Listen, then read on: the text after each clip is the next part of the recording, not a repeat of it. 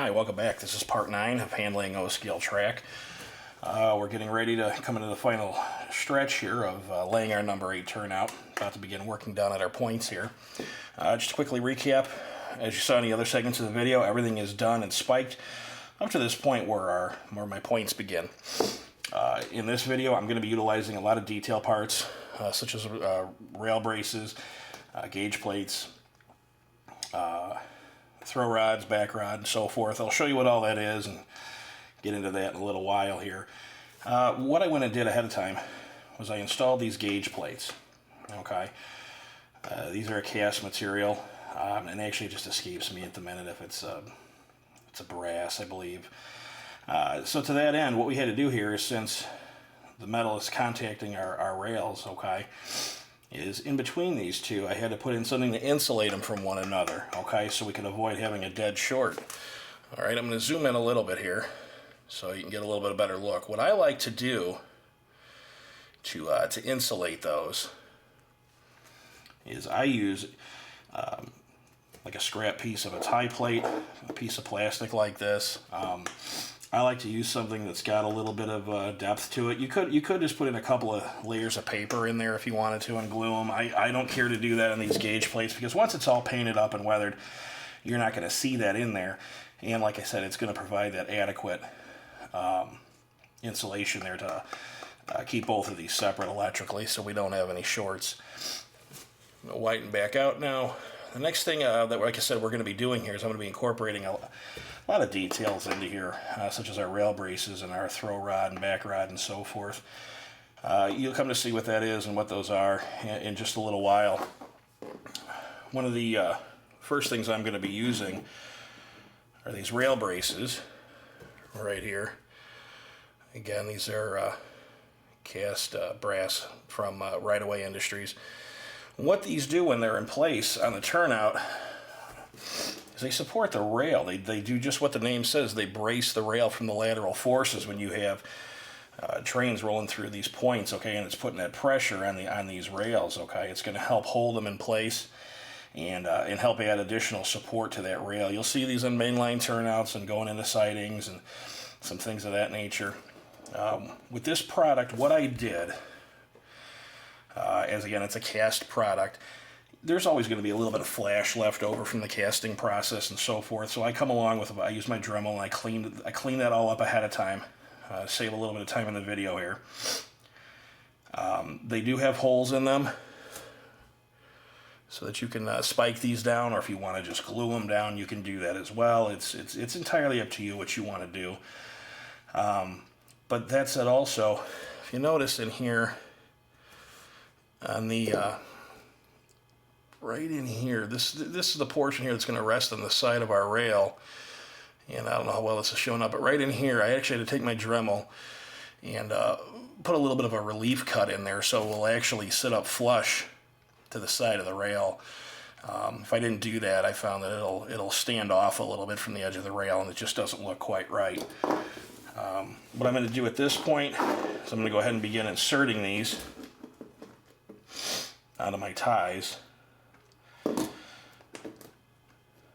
If it'll be a little bit snug when you're trying to initially work them in underneath the rail, that's normal. I'm just going to use my screwdriver to push these into place. And again, what this is going to do is it's going to support the rail, but it's also providing a surface for the points to slide back and forth upon, okay, as opposed to the wooden tie itself. It's also going to keep these points up at the right elevation, so when the point's thrown, it'll actually recess itself into the side of our rail here. So it's really critical we get these in and get them positioned correctly. Now, as you can see, I'm just putting all these things in. I'm going to put them in loosely. That is to say, without any glue or any spiking at this point. What I got to do once I get them all in place is just to check my gauge again and so forth on my points and everything like that. Make sure nothing's closing up on me, and that everything stays where it needs to. Because it's easy when you're putting these things in to actually start pushing your rail a little bit. Now, also, normally when I do these, I paint a lot of this stuff ahead of time for how I'm going to be weathering my track. I decided to leave them raw, just a cast metal, the brass color here, because I figure it'll stand out in the video a little bit better, and it's a little bit easier just for you to see these things and see, you know, what's going where and that sort of thing. But as you can see, that's all I'm doing at this point. I'm just sliding these things into place. Okay, no, nothing fancy about it. I'm going to continue. I'm going to put one more in here. Okay. All right. Now those as you saw, they're just loosely sitting in place right now. They're going to provide a good surface for our points to slide upon, as is the gauge plates. Now what do these gauge plates do? Well, gauge plates normally are also tied in with these rail braces. Now the gauge plates, how I cut them, because they come in their raw form, they're pretty. One side is pretty long, as you can see here. This is just one half of a gauge plate. So again, I put my insulating material in the middle. I would just glue it on, a little bit of super glue. You know, let it set up, trim the excess off, and then glue the other one on. And then I'd get them up here and cut it to length. Again, that's just my way of doing it. Believe me, like I've said before, there's so many ways you guys can do this stuff. I've seen some people that leave the gauge plates to whatever length and then set these rail braces on top of that, top of the portion that's sticking out outside of the rail. Like I said, I don't like to do that because it puts the rail brace at the wrong height. It'll actually be too high. Excuse me. Okay, so normally what you'd have here is these gauge plates would be tied in with this rail brace. And what it actually does is it actually kind of creates a U shape, if you will, in the real world. And what that does is it's clamping down. It's holding those rails engaged so they don't open up under those lateral forces and so forth when you have a train going through the points. It creates a nice, solid reinforcement, if you will, and really supports the rails. But that said, what I did for that is, like I said, once I got my gauge plates in place, I got them cut to the correct length, and I had them insulated and so forth. I installed these, and how I installed them was I just come in and I have them at a bit of an angle, and I just slide them in under the rail, get them on top of my ties. And I put just a couple little dabs of super glue underneath of these to glue them down to the ties. So they're held in place firmly, they're not going anywhere, okay? And then with my rail brace, in order to accommodate that, if you can see the difference here, I'm gonna put two in my hand. What I did, okay, if you can see that there, is I trimmed this excess portion off here. This is the part that would normally go under the rail and stick out on the other side. I trimmed that off, as you can see with this one right here.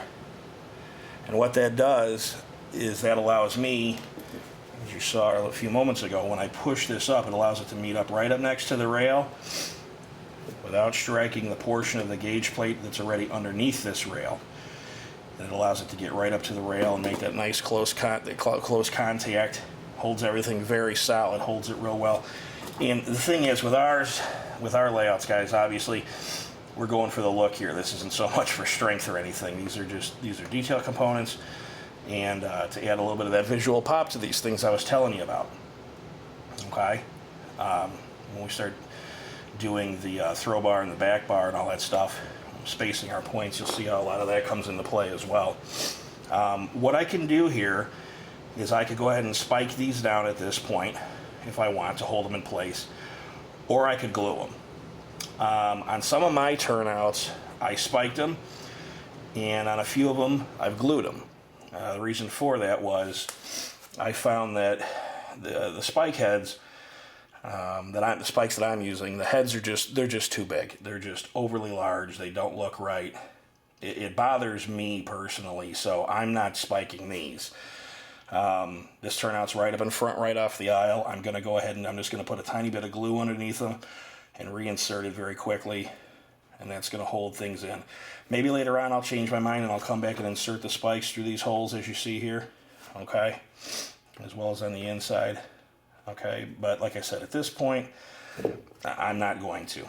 And in actuality, I'm going to take that rail brace out because I went one too far there. I don't need one in that position. What I'm going to insert in those actually is just a couple more of these wider tie plates, okay.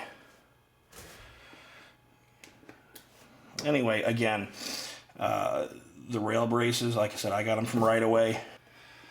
Again, though, so that's what I'm doing. What I'm going to do here is I'm going to pause for a moment. I'm just going to glue these all in place and reinsert them, and then we'll come back. We'll move on to the other side. Okay, hi, we're back. All I did since we last cut away was I went and I glued those down. And, for laughs and giggles, I decided to go ahead and spike them in just so you guys could kind of see what I was talking about with regards to the spike heads and so forth. To me, in my opinion, they're a little too big. But I went ahead and did it just so you could actually see it, see what I'm talking about. But again, if you decide to go this route and use these parts, decide that for yourself. See what you like, see what looks right to you, and what you're happy with. That said, I'm zooming a little bit back out. We're going to go ahead and install these again on the other side now. Okay. That said, I'm going to tighten up here a little bit. Now you can see where we're at here. We've got all our rail braces are in place on both sides.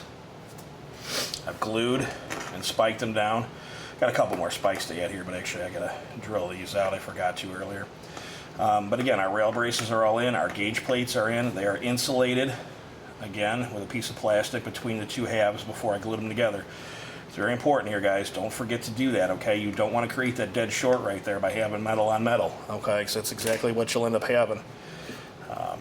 The next part of the process here is we're going to begin the spacing of the points so that we can get our throw bar and our back bar cut to the proper length and attached to these tabs on the points here. Myself, with this turnout here, it's going to be a manual turnout. Okay, I'm going to have a little ground throw right here that I'm going to use because it's right up front. It's very close. That's the route I'm going to go with this, so that's what you'll see me do. But that said, that's what's going to be coming up next in the process here, and hope you're enjoying it. Okay, now we're back, about to begin working on our throw bar assembly. What I've got here is a two-piece throw bar assembly. Again, this is from Right Away. And again, with these being cast parts, going to have to insulate these two halves from each other. How this goes together is you have this piece here with the round barrel end of it, if you will. This is where you would connect the actual rod that goes to your switch or your ground throw. This is the other half of it, and these two get inserted together like so. But what we got to do, though, so we don't create, again, yet another electrical shortage, we've got to insulate these two somehow. What I like to do is on the tip of this piece here, I like to wrap it with a piece of paper and some super glue. So I'm going to go ahead and just show you that super quick. What I like to do is just take the part, put a little bit of glue onto it, be generous with it at this point. I'm just cut up an old piece of paper here. And what we want is we want the paper to get saturated. I've cut the paper a lot larger than what I need it. I'm just going to soak this with some glue. And what I'll do once this is dried is I will come back and trim off all this excess. And then what we'll be left with is that thin end of this throw bar that we'll be able to insert into this other half here. And that'll insulate us electrically from creating that short. Okay, hi, we're back. What I did here is I went ahead and wrapped the end of this part of the throw bar assembly with a piece of paper and some super glue. And what we're going to do now is just test fit it into the other end. It will be a snug fit. So be prepared to have to work it a little bit and finagle it. It actually fits all right. What I'm going to do at this point here is I'm just going to trim up a little bit of the excess paper that's sticking out here and clean this up a little bit and glue the two halves together. Now we've got our throw bar assembly here, the two-part electrically isolated from one part from each other here, so it'll avoid that dead short. And then I'm going to go ahead and install these on our points. Okay, hi, and we're back. What we've got here is everything's installed, everything's in place. Got one of my throw bar assemblies made up already here, grounded up, cleaned up the paper residue there. A little bit of paper that's still visible. Once I paint this up and weather it, you won't even really notice it. What we're going to do here to begin working with our points, since there's just a little bit of tension wanting to open this point back up, what I like to do is I'm just going to push this point over till it meets up with the stock rail here. Insert a T-pin in here just to hold it in place temporarily. We're going to take our NMRA track gauge, and on the one end here, if you notice here, it's marked for points. What you need to do with this is insert one of these tabs up against the inside of the point, and then put the other point between this curved stock rail here and the inside, the inside, if you will, of the other point here. What that's going to do is ensure that we've got proper spacing here for our flangeway, as well as remove any chance of having any kind of binding issues and so forth. The other thing is too, this gap here, usually between the point and the stock rail out in the real world, is usually, I don't know, roughly maybe 3 to 4 inches in width. So I'm just going to approximate that right there. I'm going to insert another T-pin to hold it, just so I don't push it back closed at all. What I'm going to do here is I'm just going to do a quick little measurement here with a tape measure. Right there, I'm just at about what would probably equate to about 5 inches. It's a little large there, but I'm going to push that over a little bit. And what I'm going to do is I'm going to take this throw bar assembly I made up already. We're going to go ahead and insert that. Just going to use my spiking pliers to get in there because my fingers and so forth are just way too fat. We're going to get it in there on our tab. And the fun part comes when you're trying to get it up on the other one here. I already went and cut the excess off of my my throw bar, just because I've done a fair amount of these already. I know pretty much where I need to cut it. Now that's our throw bar loosely in place right there. I'm going to tighten down in on this here. Oop, a little too far there, sorry about that. Anyway, there's our throw bar assembly in place. What I'm also going to do is I'm also going to create a second one of these. And if you notice on the end here, there's this barrel-shaped portion. What that is where I'm actually going to insert the rod that's going to come through, a piece of wire all the way to my ground throw. This is the throw rod. I'm going to insert another one here. What I'm going to do though, to mimic a lot of what I see out here in my area in the real world, is for this what's called the back rod. So I'm going to cut that barrel off. So you're just going to have that bar there. And what that is it's just going to provide additional support for these points, when they're thrown back and forth. It's going to provide that additional support. Now, how do we attach our throw bar to our points? I've seen some folks when you leave this back connection of the points loose. Let me zoom back out here. When we get back here to these the connection where our points meet our closure rails. Some will leave the joints loose, solder a jumper wire there, and I've actually seen, and I never would have thought it would work, I figured it would cause a problem, but I've seen some people just take these and just glue them right to these tabs, and I thought, to me it seems like, God, that makes a rigid point and doesn't allow for a little bit of movement in there. But you know what, I've seen them hooked up to ground throws, I've seen them hooked up to switch machines, and they work and they throw just fine. I was kind of surprised by that. What I like to do is I'm going to come back in a little bit later. I'm going to drill tiny little holes through here. What I like to insert in there, and it'll work pretty well, is I'm going to insert a couple of small spikes through there. What it's going to do is I'm going to match my real tiny drill bit I got from Micromark. I'm going to match that up with the size of the spike I use, so it's basically the same size. What's nice about that is that'll allow me to take these points apart very easily down the road if I ever need to, without much headache at all. That said, I'm going to go ahead, I'm going to do that. I'm not going to bore you with the process of just drilling 2 little holes and putting a spike in there. But that's all there is to this, okay? Everything's where it's at. Everything's where I need it to be.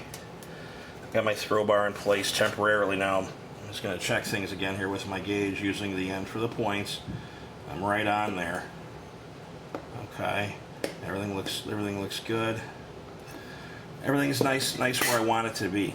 But that's basically everything right there. When I finish that up and I get the other back bar put in, and I get my holes drilled and spiked, I'll come back. I'm going to give you an overall shot of the turnout itself, and that'll conclude the video. Okay, I'm holding things by hand now, so bear with me. But at any rate, here's our number 8 all completed. That's what I'm showing you on the left there. We've got everything. What it's going to be eventually is heading down into some storage tracks at a coaling facility here. But this is the overview, just from way up top. There's our points and everything in place. Again, a thing to bear in mind here with all these parts being cast in brass is that it's all very raw right now.